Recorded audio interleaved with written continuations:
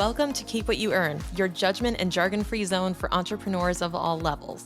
Get ready to learn how to scale your business, save money in taxes, and create a business that grows your wealth. If it feels like the financial side of business is like eating your vegetables, well, then think of this podcast as the ranch dressing to make the process a little more enjoyable. My name is Shannon Weinstein. I'm a CPA and business owner on a mission to simplify money and empower others through knowledge. I hope this episode inspires you to take action, but remember that the information we share is for educational purposes only and is not individual tax advice. Now that we got that out of the way, let's start the show.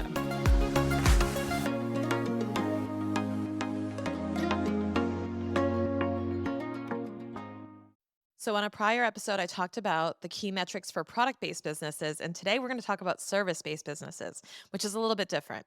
And just because you offer a service that's pretty simple, you're not quite off the hook from tracking anything financially. I do realize that the product based business side seems like a lot more responsibility, but actually on the service side, it can be even a bit trickier because you're measuring things that are less tangible a lot of the times. So I'm going to talk about some of the metrics and measurements you should be keeping in mind if you run a service-based business. So number 1 is I'm going to guess that if you run a service-based business that your number one cost is probably labor. Now, it could be labor, it could be advertising. It depends on what season you're kind of in right now, but most of the times with service businesses, you're either focusing on systems, people, or getting new clients, right? So chances are that those are the different focus areas for your costs.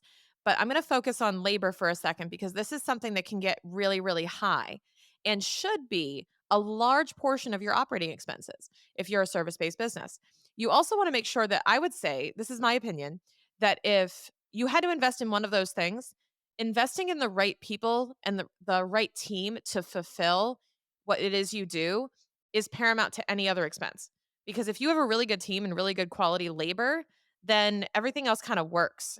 If you have a really good product, then everything else, the marketing just boosts a really good product and the systems just boost a really good product. But if you don't have a great product or service and you're spending a ton of money on marketing and a ton of money on the systems, it doesn't really matter because you're going to lose clients if it's not really good. So, let's talk about labor. Labor cost is a huge metric you should be looking at. But here's how you can actually look at it. Look at your labor cost divided by your total revenue for a period of time. Let's say it's for a month. Let's say it's for June or July. You're going to take the labor cost divided by the revenue. And by labor cost, I usually mean not your like marketing team, your contractors that are doing other services for your systems. I'm talking about people that you hire to fulfill for clients. So let's say you run a social media agency, it would be your social media team that is serving your clients, right?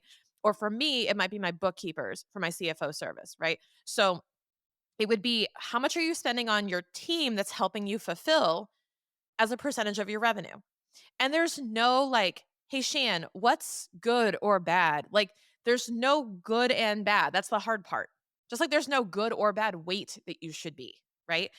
There's no good or bad. However, I will say it is tricky if your labor cost is 90% of your revenue. That is a lot of money you're spending. That might mean there's a price issue, or it might mean that you might be overloading your team with more people than you need. Like, are you really getting your ROI out of those people? Right. And if it's too low, if it's like only 5, 10%, maybe you're focusing your attention elsewhere. Maybe, we have to bring back the focus to the core service and hire really good help. So it can tell you a plethora of things. That's the fun part about doing these financial analyses and looking at strategy is that you really don't know what the answer is, but it could help point you in the right direction. So look at your labor as a percentage of revenue. Also look at trends in your industry. I mentioned on the prior episode when we talked about product businesses that you can get industry resources. You can find out like, hey, labor as a percentage of revenue, what is typical for my industry? What is normal? And you can find out kind of where you stand. So again, use that as an input. Don't judge yourself on these metrics, guys. Just use it as an input to help you make better decisions. So the next one, you know how I mentioned that we usually focus on fulfillment, getting new customers or systems, right? Let's talk about getting new customers. And the next metric I want to look at is customer acquisition cost or CAC. You're going to see CAC A lot. Customer acquisition cost is how much does it cost for you to bring in a customer? So, in a more literal sense, if you are running a service and you're running ads online, you're going to look at the cost of those ads, right? In order to bring in one customer. So, very simply, if I were to do the math, right, you spend $1,000 on ads and you get three customers or four customers, make me do easy math, four customers out of $1,000 of ad spend, then okay, that's $250 per customer, right? That was how much it cost me to actually acquire them. And this is important because let's just say that that's your example. You spent 1,000 on ads and you got four customers, which means that each one of them technically cost you 250. Not in a literal sense, but this is how much it actually costs you to bring them in. Now, each of those services that you provide them they give you $100 for those services or that product. You brought four customers in. It costs you 250 a piece to bring them in because you spent 1,000 on ads, but each of them only purchased $100 worth of product or service, right? And we're using service in this case. So, okay, wait a minute. That math doesn't add up, does it? So you spent 1,000 and you made 400. Also, you spent 250 per person and you made 100. So you're actually losing money because your customer acquisition cost is higher than your profits per customer. So you have to look at this. You have to look at how much is it costing to acquire the customer, not just deliver. So in the last episode where we discussed product, we talked about gross margin, right? So if you're looking at your gross margin and you're saying, okay, every time I deliver a thing, let's just say it's a service or even a digital product, because those are pretty simple. Every time I deliver on my service, I make a profit of X because it costs me I charge $300 for it. It costs me 100 to hire my subcontractor who helps me. So I make 200 per customer. Great. But if you're spending 250 to acquire that customer, you don't win. And this is the stuff that people don't understand is that there's a layer underneath just delivering the service of how much it's costing you to actually get them in the door. And it doesn't have to be literal ad costs. I'm not just talking about Facebook ads. I'm talking about how much is it costing you, for example, if you fly to a conference, right? You fly to an industry conference where your ideal clients are. You pay for your hotel, you pay for your meals, you pay for your transportation, everything, right? And you get there and you network and you walk away with say 10 new clients. But then you have to look at how much did it cost me to do all that to get those 10 clients, right? And the hardest part of this whole calculation is figuring out like, how did I get those clients? How much did it actually cost me? How can I actually map getting this client to some type of thing I spent money on? Right? It's hard.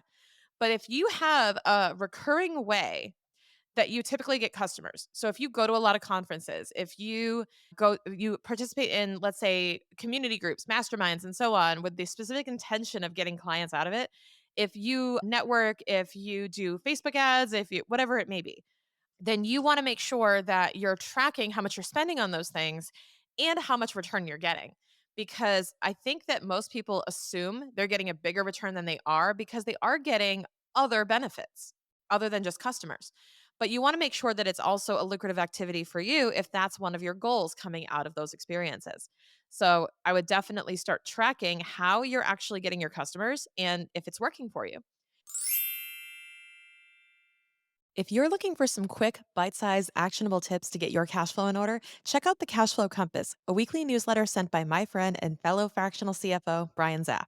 Not only does it take less than 4 minutes to read, but it includes some real world scenarios and case studies, all with the focus of improving your cash flow. Sign up now using the link in the show notes and get your newsletter delivered weekly. And another thing that I think you should do if you're a service based business, which nobody wants to do. This is the vegetables of the meal right here, and that's a time audit. I know, it sucks. I don't like it either, but I think a time audit is really, really helpful and crucial for you to be able to assess, "Hey, am I spending time where I should be? And is it costing me money because I'm not spending time where I should be?" And this happened to me for a long time.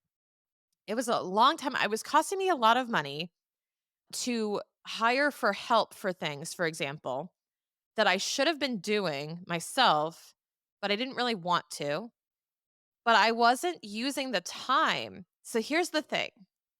Here's the thing. I wasn't using the time. So I was freeing up my time by hiring someone to do X, Y, and Z tasks. But in freeing up that time, I wasn't using that time for anything productive. I wasn't. I got a little lazy. And I was like, if I'm going to hire someone and spend the money for their time, what I'm doing is buying my time and I better go use it. I spent the money on it. You have to think about it as you're actually spending money for your time back. And just like when you spend money on the gym, and so you're tempted to go because you're like, well, I spent money on it. I might as well use it for something productive. You have to think about the same thing for your business. You are hiring people to save you time, to open you up for higher level activities. So I would really encourage you, if you run a service based business, to not get complacent and not get too quote unquote lazy. Now, obviously, rest, all of that stuff. There's asterisks all over this, but you have to understand that you're buying back your time. Do something with it. It's not just to buy you time so you can do nothing. When you're growing a business, you have to be productive. So that is really important. So I would say audit your time and how you're spending it because time is money, especially when you're an early stage business owner. And then finally, if you have a service-based business that brings in recurring revenue, then something to the effect of a subscription or a membership or something that is recurring, right? Look at churn. And what churn is, and this is very popular with SaaS companies, by the way, software as a service, SaaS companies. Think about the subscriptions you have and those companies like Kajabi and no, not MailChimp. I don't know if MailChimp's free still. Like your website provider, your everything, your domains, whatever it may be. If they're providing software as a service, churn is how people cancel, how many people cancel each month, right? So your net churn is how many people are leaving every single month. And you want to be careful about that. You want to be looking at that and monitoring that closely. That is a key metric on how you're doing. If you're having a lot of people leave, that's good feedback. It's good feedback one way or the other. It doesn't mean you did anything wrong. It's just good feedback to say, hey, people are leaving. Why? Do they no longer see the value in this anymore? Why are they making the decision to unbuy? Just like people make buying decisions, when you have a subscription service, you're essentially re asking everyone when you have a month to month subscription, you are re asking everyone to rebuy every month. So maybe their decision changes over time. They're like, you know what? Not getting the most out of this anymore, or I got what I needed, ready to go, not getting any new ongoing value. I'm going to leave. Right. And you can actually figure out your average customer lifetime. You can figure out, okay, when someone signs up, they usually stay 6 to 9 months. How do we make that longer? How do we deliver ongoing value? How do we increase the stick, we call it, to get them to stay? Think about like fly paper, like get them to stick and stay there. And you don't want to hold them hostage, but you want them to want to stick around. So you have to figure out a way to add value. So these are the types of indicators, though, for a service business that you can use to actually strategically grow. Now, a lot of people think, oh, if I build it, they will come and I build the membership and everyone's going to sign up and everyone's going to be happy and it's great. But the truth is that over time, people are going to reassess their subscriptions, reassess what they're spending money on, and have to make the decision to stick with you. So you want to make sure that they have all the information that they need in order to do that and that you're offering some type of either reward for staying or if you have to make sure you're earning their value, quite frankly, every single month. So if you're doing something month to month, that's really important. You can also measure this over time, like over the year. So, how many clients left over the last year willingly and didn't re up or didn't renew, right? That is all churn. So, churn is meant to be who is leaving. And that's really, really good feedback. You can also, by the way, for a product or a service based business, there's this thing called the Net Promoter Score. If you haven't heard of this, look it up NPS, Net Promoter Score. This is a great tool. You can just how many times have you been on a website and it's like, how likely are you to recommend this to your friends, right? That is actually a net promoter score measurement. So what they'll do is say like on a scale of 1 to 5, how likely are you to recommend us to your colleagues, friends, family, whatever? And you fill that in. And a really good metric of a lot of things is that net promoter score, which is on that scale of let's say 1 to 5, where do you land? How many of your customers are saying 5, I'm definitely likely to recommend? How many are saying 1? And how can you get those numbers up, right? It's just a good quick metric that you can measure if you're not doing anything with your customers right now, no surveys or anything. This one question can reveal a lot. And also, side note, adding a little strategy into this, if you measure your NPS and somebody says 5, I highly likely to recommend this to my friends, make them an affiliate. Why not? Right? Those are the people who you should have as ambassadors. Those are the people who like, they're voluntarily raising their hand and saying, "I love your product and I will talk about it." Right? I'm willing to talk about it. So evaluate if you might want to have them serve as affiliates or ambassadors or something like that. So give that some thought. Maybe they want to join the team. Maybe you offer them internships and say, "Yeah, we'd love to have you on the team as part of our brand ambassador program and we know everything that comes along with that." So again, use these metrics. These unlock strategies. These unlock new levels of growth for you. This is the fun stuff. As much as people kind of go poo poo on the numbers and they're like, ugh, I don't want to look at the numbers. The numbers are boring. I don't understand them. This is what they do.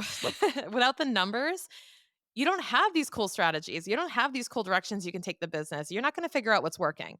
You got to keep score to know who's winning. You have to keep score to know who's winning. And these are the scorecards. So if you're interested in diving a little bit deeper, doing a little bit more of the metric building for your own business, explore our CFO power sessions. You can actually meet with me and we go through your business end to end and figure out different strategies you can use. We measure metrics like this for you. We use your data to help you make better decisions. One prerequisite, though, is good bookkeeping. So keep that in mind.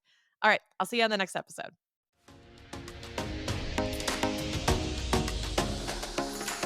If you're a business owner who's been listening to this show, but you want a little bit more personalized advice and you want to pick my brain on your business and get your own financial strategy in place, well, I'm excited to announce that I'm now offering CFO power sessions for business owners who want help translating what their numbers are trying to tell them, but don't necessarily want the support of an ongoing fractional CFO. If you're interested, submit a request using the link in the show notes. I only accept a limited number of spots per month, so make sure you jump on it and submit right now.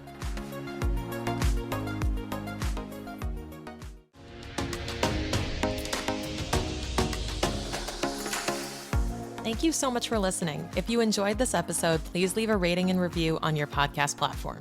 This small action goes a long way for podcasters to get our message heard by more business owners just like you. Be sure to check out the show notes for links to information about our guests and ways to get in touch with me. We'll see you on the next episode.